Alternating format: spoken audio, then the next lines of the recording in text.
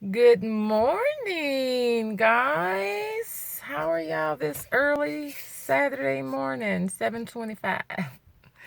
Y'all can probably tell I don't have a man because I am up way too early on the weekend and most days of the week for that matter.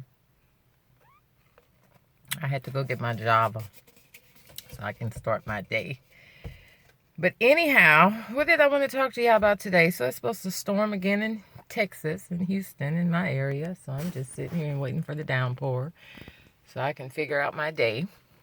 But anyhow, excited to announce that I am working on my print versions of my generational cycles book and my cookbook, and it's taking a little time. Um, and I just want y'all to buy my book.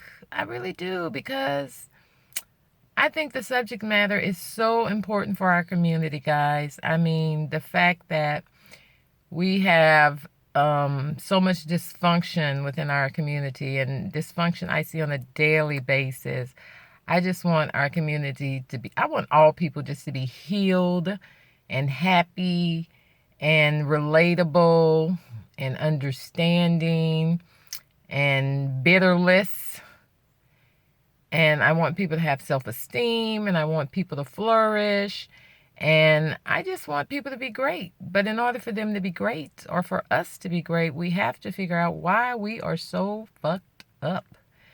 Now, um, like I say, for those of you who don't know, I speak about family dysfunction. I am not a certified therapist or anything like that, but I do have 2 degrees. Hey, hey. But besides that, I have experienced dysfunction myself. I grew up in a very dysfunctional household. I watched my mother be abused. I watched my grandmother get abused. I watched my sisters get abused. I watched a lot of stuff happen. And after analyzing that and researching that, you begin to connect the dots and understand why that perpetuates and why it keeps cycling from one generation to the next. So if you are always witnessing unhealthy, unsatisfactory relationships, you are going to, if you embed that within your mind, within your subconscious, you are going to grow up thinking that is what it is supposed to be. You're going to be thinking that is the way to live. But in actuality, it's not. You're only living that way because that is a learned action. That's all you know. All you know is to go to the bad boys. All you know how to do is to be in an abusive relationship. All you know how to do is be with men that call you bitches and hoes and things of that nature. All you do is be with women who emasculate you and put you down, men, and tell you you aren't shit, and so forth and so on. Those are dysfunctional relationships. Those are relationships that we have watched other people go through. We watched it and we learned it and we picked up those traits. And when we start to understand that and identify those things, guys, we become different people. So that's all. I just wanted to give you a reminder of that. God wants us to live wonderful, wonderful, flourishing, milk and honey type lives, and I think we all deserve that. I think we all deserve that. But I don't think we can get to that point in our life if we are steadily doing the opposite of what God wants us to do or what God has anointed us to do. So, whatever it is you are going through, perhaps it is just your journey through life. And it is once you understand that and come to grips with what's not right about it, that's when you start to change, and then you start to see your purpose, and you start to want to speak out, and you start to want to do better with yourself. And yeah, it's a great thing when you understand why you are the way you are, if it's a bad thing. Okay, so I just wanted to tell you that.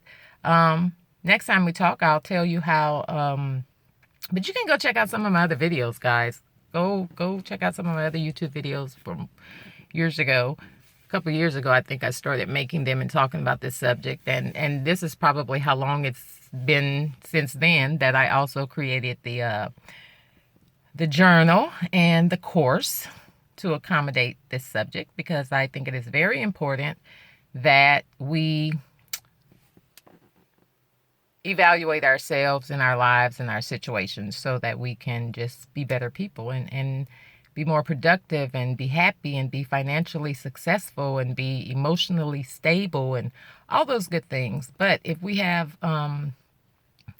interferences and noise in our ear and in our environment, it's going to detract us. So think about that, okay? So have a happy Saturday, and I hope you all are dry, because here in Houston, Texas, we are about to be wet. But anyhow, I'll talk to you guys later. This was fun. I'm going to go drink my coffee and work on my print books, and as soon as they become available, I want you guys to just get it, because although you think that you may not have some type of dysfunctional traits going on within you, if you read this book that chronicles a family that experienced dysfunction within their lifetimes, and if you could just read the book and see how certain types of dysfunction affected each one in the family, and how